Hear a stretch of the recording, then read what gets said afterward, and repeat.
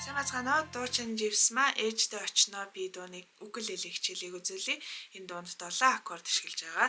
За эхнийх нь ля минор, соль мажор, ре минор, ми минор, до мажор, дэс ми мажор. Тэгээд сүүлийнх нь фа мажор.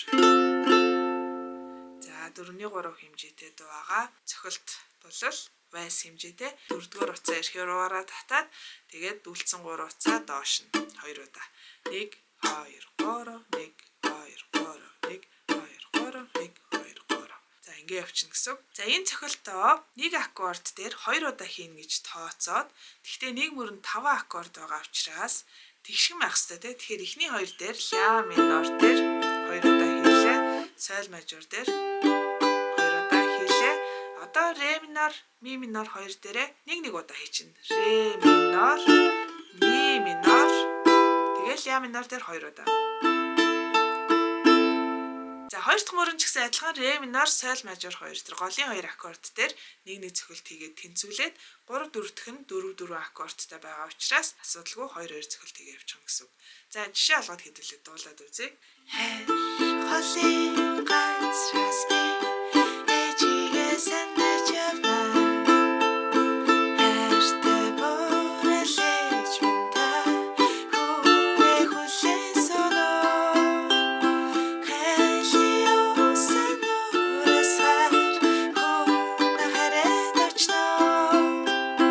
Хавар ихэлгээд ээж минь биесээ хичээрээ. За одоо шууд эхэлт рүүгээ орно.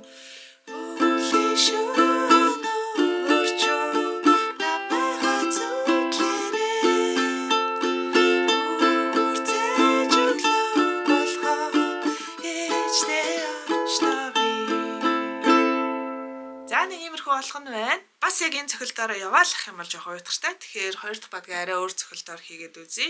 Доошо, дээшээ, дээшээ, доошо, доошо, дээшээ, доошо, дээшээ. За тоолыг 8-6 хэмжээ гэж бодож тоолоорой. 1 2 3 4 5 6 1 2 3 4 5 6 1 2 3 4 5 6 1 2 3 4 5 6. За ийм цохилт болох нь. За өмнөх цохилтыг нэг удаа хийжсэн хэсгүүд дээр цохилтоо хуваана. За 8-6 хэмжээ учраас яг 3-3-аар нь хуваачна. 1 2 3 гээд дараагийн аккордыг барьлаа. 4 5 6 ингээ хуваачна гэсэн.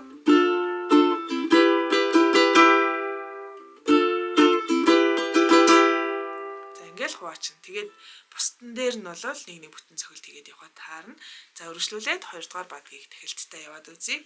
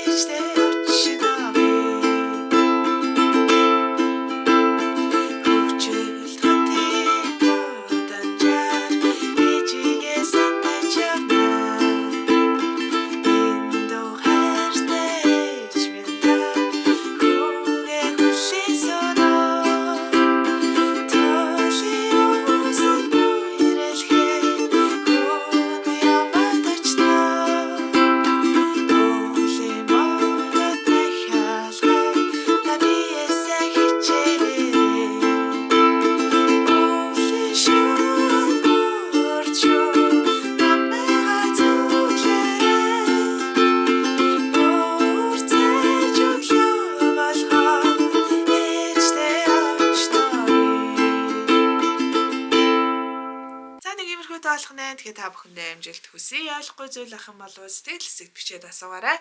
Мэдээж subscribe гэсэн төвчөн дээр дарж бидний ажлыг дэмжихээ мартва. Баярлалаа. Баяртай.